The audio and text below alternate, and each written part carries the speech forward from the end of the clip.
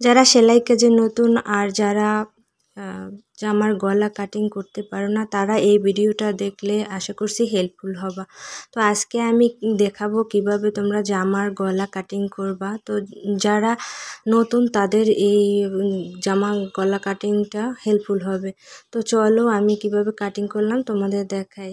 তো এখানে আমি কাগজ কেটে তারপর তোমাদের দেখাবো, তারপর হচ্ছে জামায় কাটবো।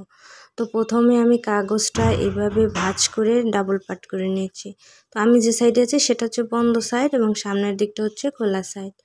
তো এরপর হচ্ছে উপর থেকে 1/2 ইঞ্চি দাগ করে আমি 1/2 ইঞ্চির নিচ থেকে লম্বা দাগটা করে নিলাম। লম্বা নিয়েছি আমি 5 ইঞ্চি।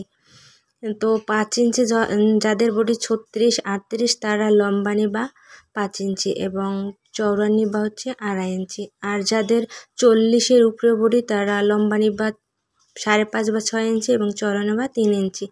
এরপর এইভাবে একটা বক্স করে নিবা। তো বক্স করা হয়ে গেলে এই যে দেখতে পাচ্ছ একটা বক্স হয়ে গেছে। তো এখন আমি খুব সহজে গোল গলা কাটিং করে দেখাবো। তো এটা যদি তোমরা দেখো তাহলে তোমরা যে কোনো গলা কাটিং করতে পারবা। এরপর হচ্ছে এই কোণা থেকে আমি 1 ইঞ্চি উপরে এইভাবে একটা দাগ করে নিচ্ছি।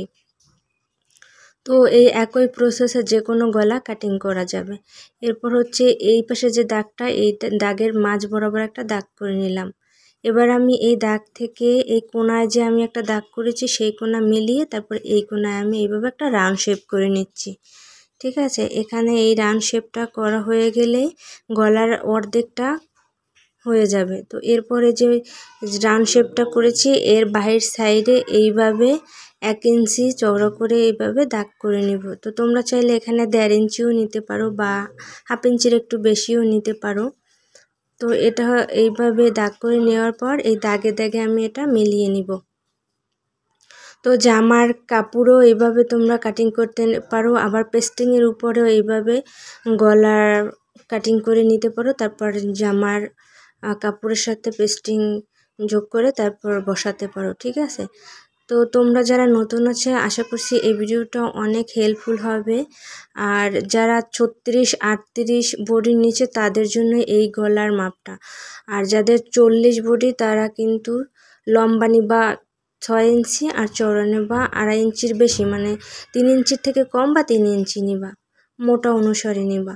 তো আজকে এই পর্যন্তই। এরপর হচ্ছে এই যে দেখতে পাচ্ছ আমি দাগ দিয়ে নিয়েছি, এই দাগে দাগে আমি এখন কেটে নিব। এই দাগে দাগে কাটা হয়ে গেলে হচ্ছে এই গলাটা কাটিং করা শেষ। এখানে এবার এই বাইরের সাইড থেকে আমি এই দাগে দাগে কেটে নিচ্ছি। তো এইভাবে পেস্টিংয়ের উপর এবার এটা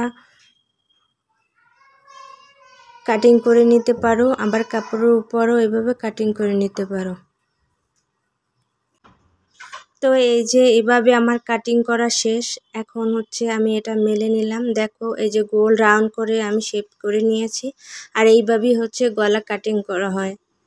তো এইটা যদি তোমরা দেখো এই ভিডিওটা একবার না 2-3 বার দেখবা তাহলেই তোমরা যে কোনো জামার যে কোনো সাইজের গলা কাটিং করতে পারবা। তো আজকে এই পর্যন্তই। ভালো থাকো, সুস্থ থাকো, আল্লাহ হাফেজ।